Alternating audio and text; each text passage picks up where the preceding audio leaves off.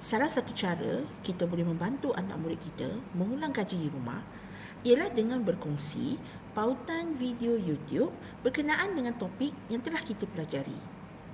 Sekadar menonton sahaja video pasti membosankan. Jadi, apa kata kita cuba masukkan soalan sambil-sambil anak murid kita menonton video berkenaan. Tapi bagaimana?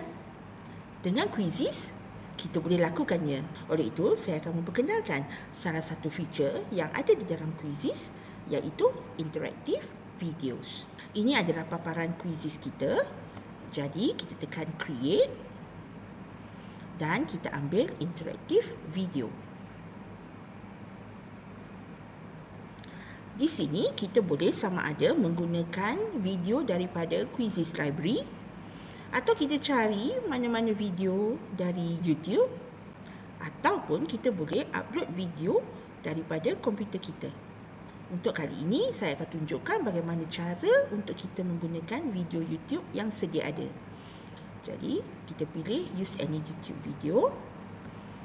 Dan di sini kita boleh membuat carian.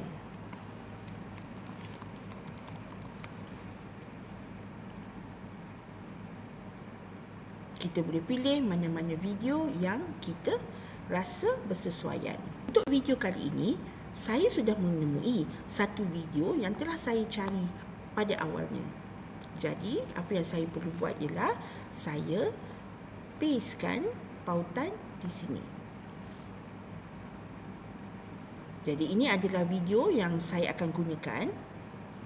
Paparan pertama ini kita boleh trim atau kita boleh potong video yang akan kita serahkan kepada anak murid kita.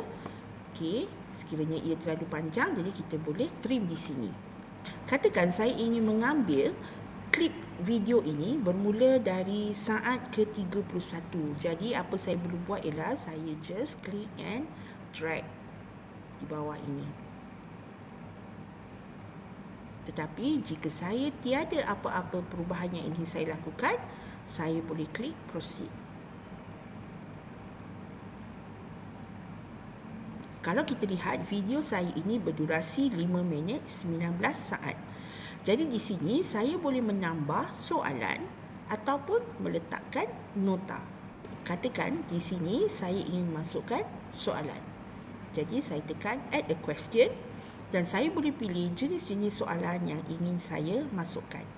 Katakan di sini saya akan mengambil multiple choice.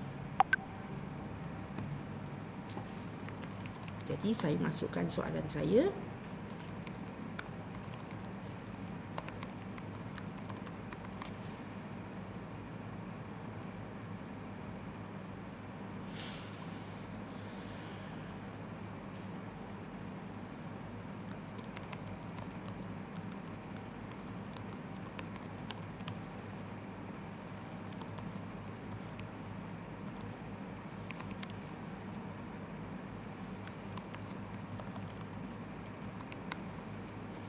Katakan di sini saya ada 2 jawapan, jadi saya akan pilih multiple correct answer dan saya tandakan jawapan yang betul.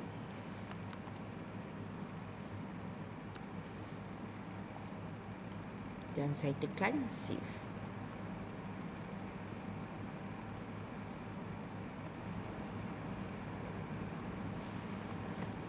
Jadi di sini mungkin saya boleh menambahkan sedikit nota.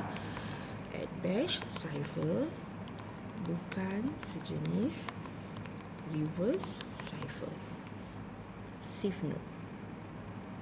Jadi di sini saya sudah masukkan soalan dan juga nota. Okey, katakan di sini di minit terakhir saya nak masukkan soalan.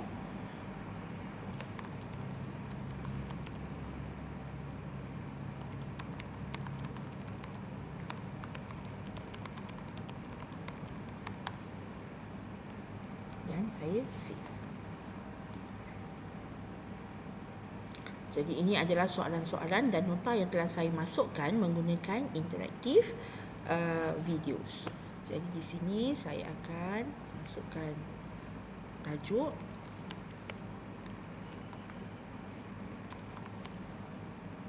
Kemudian saya pilih subjek, saya pilih grade,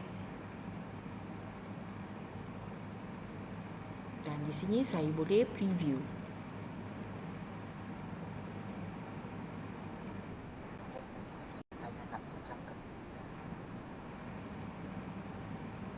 Dan di sini anak murid saya boleh menjawab soalan yang diberikan. Setelah selesai semua, kita boleh publish.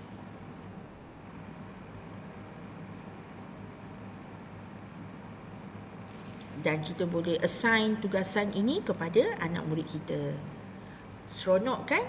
Mudah dengan menggunakan Quizizz. Apa lagi? Jom kita gunakan interactive lesson di dalam Quizizz. Bye!